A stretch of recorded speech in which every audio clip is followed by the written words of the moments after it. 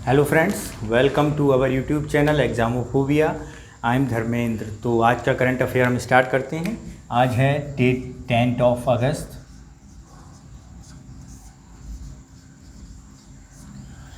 तो आज का हमारी पहली न्यूज़ है स्वच्छता सप्ताह। स्वच्छता सप्ताह मनाया जा रहा है। स्वच्छता सप्ताह का आयोजन किया जा रहा है। कौन कर रहा है, ज़रा इसे देखते हैं। भारतीय रेलवे द्वारा कब से? 10 अगस्त से 15 अगस्त 2020 को क्या मनाया जा रहा है? स्वच्छता सप्ताह के रूप में मनाया जा रहा है। और इसमें होगा क्या?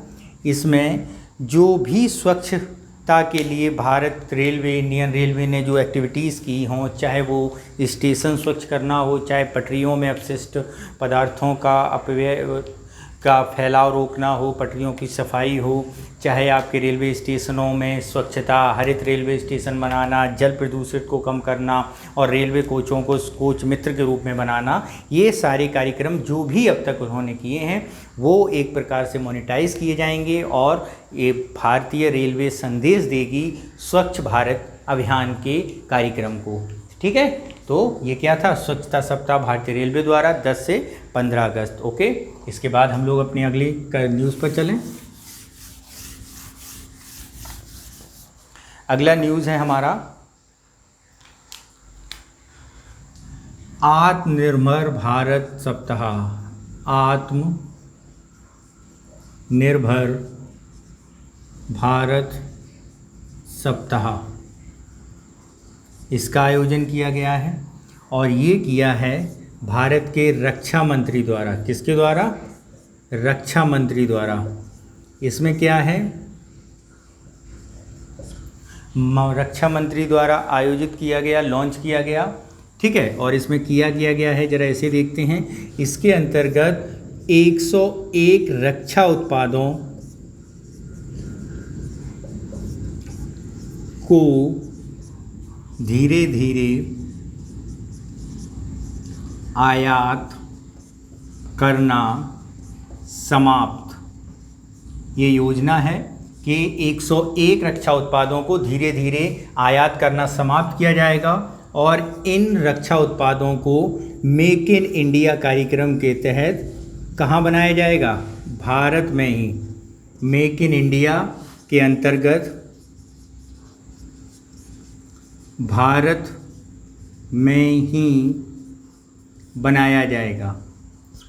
ठीक है, तो ये कार्यक्रम है। इसके आप ये समझ सकते हैं कि विनिर्माण के क्षेत्र में, इंफ्रास्ट्रक्चर के क्षेत्र में, भारत निर्माण के क्षेत्र में और मेक इन इंडिया की पहल के अंतर्गत ये मनाया जा रहा है। और इसके अंतर्गत जो रक्षा उत्पाद हैं उनको धीरे धीरे से आयात करना समाप्त किया जाएगा, स्टेप बाय स्टेप तरीके से, और लोगों को स्किल डेवलपमेंट किया जाएगा जिससे वो भारत के रक्षा उत्पादों में पारंगत हो सकें और भारत रक्षा उत्पादों में आत्मनिर्भर बन सके। चाहे वो गोला बारूद बनाने का हो, चाहे वो लड़ाकू विमान बनाने का हो, चाहे अन्य साजो सामान, चाहे हमारी थल सेना, नौसेना, वायुसेना, किसी भी सेना के लिए जो इंस्ट्रूमेंट चाहिए, युद्ध जो एसेसरीज चाहिए, उनको बनाने के लिए आत्मनिर्भर बनाने की बात की गई है। और ये कब जो पिछले महीने यानी अप्रैल में जो प्रधानमंत्री मोदी ने आत्मनिर्भर भारत की बात की थी, तो प्रत्येक क्षेत्र को उसमें जोड़ा गया है धीरे धीरे। चाहे वो आपका शिक्षा का क्षेत्र हो, चाहे मेडिसिन का क्षेत्र हो,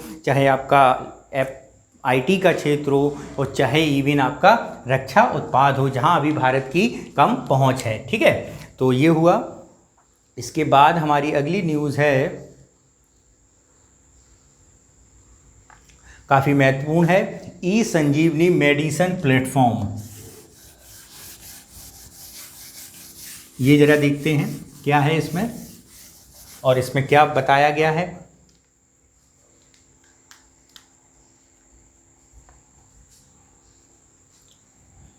ई संजीवनी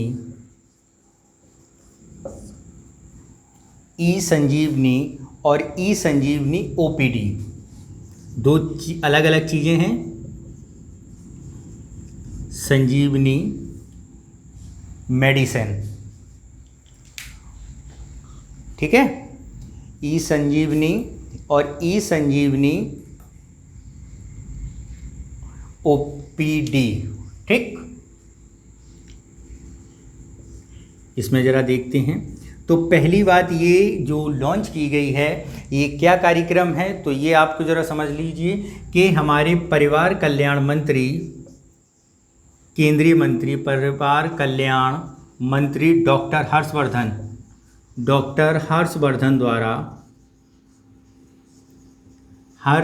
द्वारा शुरू किया गया, ठीक है। और ये जो शुरू किया गया है वो क्या किया गया, ये उन्होंने कहा है कि जब ये दिसंबर 2018 में शुरू किया गया था, नवंबर 2019 में शुरू किया गया था ई मेडिसिन प्लेटफॉर्म, तो उस तब से लेके आज तक लगभग 1.5 लाख लोगों को टेली परामर्श यानी टेली मेडिसिन, टेली एजुकेशन और टेली स्वास्थ्य सेवाएं दी जा चुकी हैं, चाहे वो आपके कार्डियो से संबंधित हों, ऑर्थो से संबंधित हों, ठीक है। और इसमें जो बात की गई थी कि बहुत ही कम समय में, इसमें क्या है, बहुत ही कम समय में भारत के 23 राज्यों में, कितने राज्यों में, 23 राज्य इससे जुड़ चुके हैं। और ये कहा जा रहा है कि अगले 6 महीने के अंदर अन्य सारे राज्य, भारत के जितने 29 राज्य हैं और यूनियन टेरिटरी हैं, उन्हें जोड़ दिया जाएगा ई मेडिसिन और ई संजीवनी के अंतर्गत, ठीक है। तो अब जरा इन दोनों में अंतर समझ लीजिए। ई मेडिसिन जो होता है, ई संजीवनी जो है वो है आपका doctor to doctor telecommunication, doctor to doctor communication, ठीक है, यानी डॉक्टर आपस में संपर्क के द्वारा इलाज कर सकते हैं। और ई संजीवनी ओपीडी क्या है, अगर हम ई संजीवनी ओपीडी समझें तो ई संजीवनी जो है वो है डॉक्टर रोगी संपर्क, ठीक है, यानी ओपीडी जो है डॉक्टर रोगी संपर्क सिस्टम। इसमें डॉक्टर और पेशेंट आपस में इलेक्ट्रॉनिक्स डिवाइस के द्वारा, चाहे वो वीडियो कॉन्फ्रेंसिंग हो, चाहे वो मोबाइल कॉन्फ्रेंसिंग हो, उससे अपनी समस्या को बताते हैं और मेडिसिन्स और सलाह प्राप्त करते हैं, ठीक है। तो इसमें अभी तक जो राज्य, अगर आपसे पूछा जाए कितने राज्य जुड़े हुए हैं, तो अभी तक 23 राज्य जुड़े हैं और जो धीरे धीरे बाकी सारे राज्यों को जोड़ने की बात की जा रही है। और ये कहा जा रहा है कि 3000 केंद्रों में लगभग 12,000 स्वास्थ्य पेशेवर यानी डॉक्टर्स जो स्पेशलिस्ट हैं वो अपनी सेवाएं दे रहे हैं इस सेवा के ज़रिए, ठीक है। चाहे वो आप एंड्रॉयड ऐप का भी प्रयोग कर रहे हैं, वीडियो कॉन्फ्रेंसिंग का भी प्रयोग कर रहे हैं, जैसे आपने डॉक्टर हेल्पिंग एक ऐप सुना होगा, जिसमें एक शहर के सारे डॉक्टर एक ही प्लेटफॉर्म पर मिल जाते हैं और रोगी को परामर्श दे सकते हैं, ठीक है। तो ये ई संजीवनी क्या है, डॉक्टर टू डॉक्टर, और ई संजीवनी ओपीडी क्या है, वो है डॉक्टर टू रोगी, ठीक। तो दो अलग अलग चीज़ें हैं। इसके बाद हमारी अगली न्यूज़ जो है वो है आंध्र प्रदेश की इंडस्ट्री पॉलिसी के ऊपर। तो ज़रा उसे देखते हैं, क्या नया बताया है आंध्र प्रदेश ने अपनी इंडस्ट्रियल पॉलिसी में। आंध्र प्रदेश राज्य औद्योगिक नीति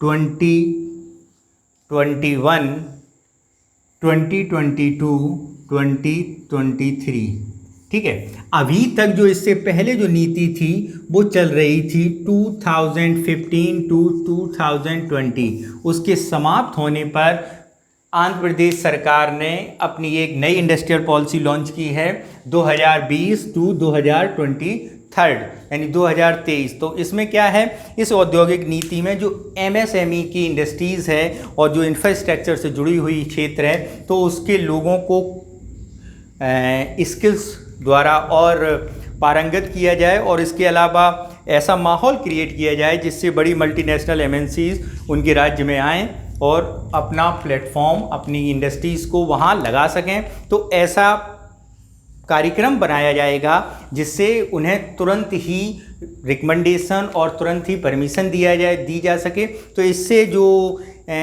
प्रक्रिया है वो डिसेंट्रलाइज की जाएगी। अब डिसेंट्रलाइज का क्या सिस्टम होगा, आप ऐसे समझिए कि जैसे प्रक्रिया को आप देखते हैं कि सबसे पहले प्रोजेक्ट बनाना पड़ता है, फिर प्रोजेक्ट की जो टीम है, जैसे मान लो ये है आपका स्टेट, ठीक है। अब स्टेट ने क्या कर दिया, एक अपना डिपार्टमेंट तैयार कर दिया कि वो इंडस्ट्रियल डिपार्टमेंट वो देखेगा, सारी पॉलिसीज़ सारी योजनाएं वहाँ पर जाएंगी। और अगर आपको इंडस्ट्री लगानी है तो पहले अपने क्षेत्र को चुनाव करिए, फिर उस एरिया के चुनाव करने के बाद उस पॉलिसी को ऊपर भेजिए, जिससे एक तरह से काफ़ी प्रक्रिया का पालन करते हुए काफ़ी टाइम लगता था। अब इस पूरे सिस्टम को समाप्त कर दिया गया है। अब क्या कर दिया गया है कि डिस्ट्रिक्ट लेवल पर अगर आप इंडस्ट्रीज़ मान लो अपने डिस्ट्रिक्ट में लगाना चाहते हैं, और आप अपने डिस्ट्रिक्ट की जो मेन पावर है, चाहे वो आपकी ह्यूमन पावर हो, चाहे वो आपकी मशीनरी पावर हो, चाहे वो आपकी एग्रीकल्चर पावर हो, यानी कैसी भी पावर हो, क्योंकि इंडस्ट्री लगाने के लिए आपको रॉ मटेरियल, टेक्नोलॉजी और ह्यूमन पावर, चारों चीज़ें चाहिए। तो और उसके अलावा जो क्या कहते हैं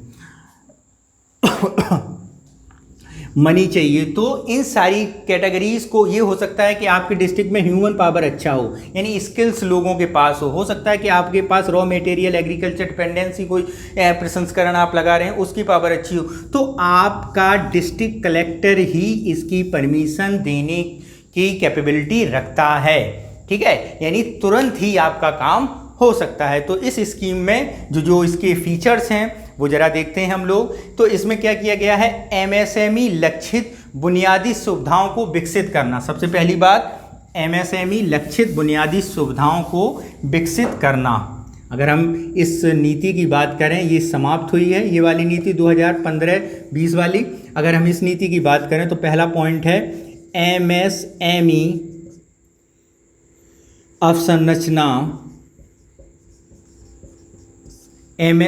अवसंरचना लक्षित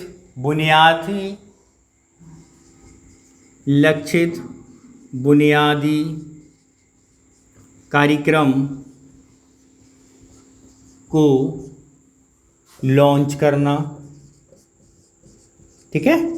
और इसके अलावा बात करते हैं जिसके अंतर्गत अगर किया जाए, क्या किया जाएगा, मेगा औद्योगिक पार्क विकसित किए जाएंगे। मेगा औद्योगिक पार्क यानी इंडस्ट्रियल एरिया विकसित किए जाएंगे, विकसित होंगे। और एक बात करें तो जोखिम मुक्त निवेश अनुकूल वातावरण, यानी गारंटी दी जाएगी इंडस्ट्रिस्ट को कि जोखिम मुक्त वातावरण दिया जाएगा, जोखिम मुक्त वातावरण, यानी अगर लॉस होता है तो आपकी लॉस की पूर्ति कौन करेगी, गवर्नमेंट करेगी। वातावरण मुहैया कराया जाएगा, ठीक है।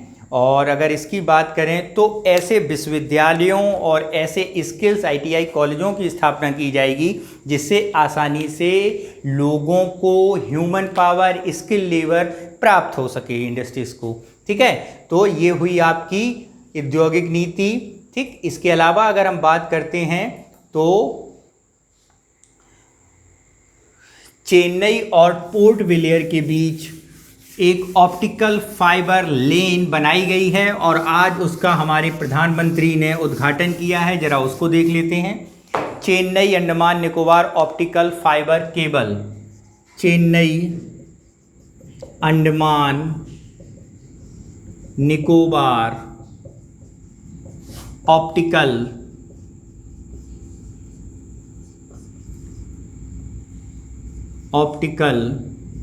फाइबर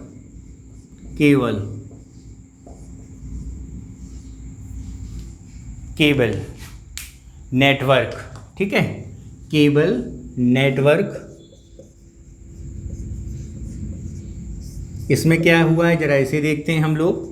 केबल नेटवर्क में तो इसमें प्रधानमंत्री मोदी ने क्या किया है, आज उद्घाटन किया है। और ये जो है चेन्नई से लेकर निकोबार तक, अंडमान यानी पोर्ट ब्लेयर तक पोर्ट ब्लेयर तक लगभग 2312 किलोमीटर 13 किलोमीटर लंबी समुद्र के नीचे ऑप्टिकल फाइबर बिछाए गए हैं। ऑप्टिकल फाइबर द्वारा नेटवर्क तैयार किया गया है। और इस नेटवर्क की लागत की अगर हम बात करें तो लगभग 12,314 अरब रुपए का खर्चा हुआ है। और इसके बाद अगर बात करें तो इससे जो लाभ होगा और इससे जो जुड़ेंगे तो इससे जुड़ने वाले हैं स्वराजद्वीप और आपके लिटिल अंडमान, कार निकोबार, लिटिल अंडमान, कार निकोबार,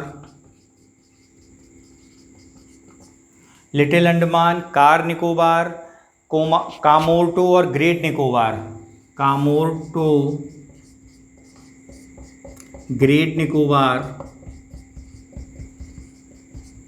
ठीक है, ग्रेट निकोबार हो गया। और इसके बाद लॉन्ग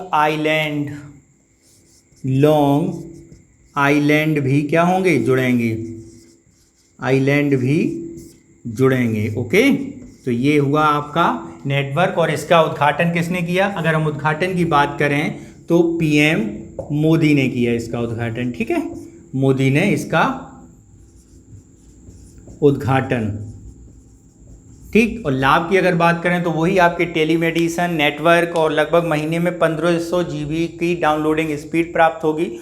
और टेलीमेडिसन, टेली नेटवर्किंग की सहायता इन क्षेत्रों में भी प्राप्त की जाएगी, ठीक है। तो ये हुआ आज का आपका करंट अफेयर, ठीक है। इसका PDF के लिए आपको सब्सक्रिप्शन में जो दिया गया है बॉक्स, उसमें जाके आपको हमारा टेलीग्राम चैनल का लिंक मिलेगा, आप वहाँ से उसको PDF को इसका ले सकते हैं।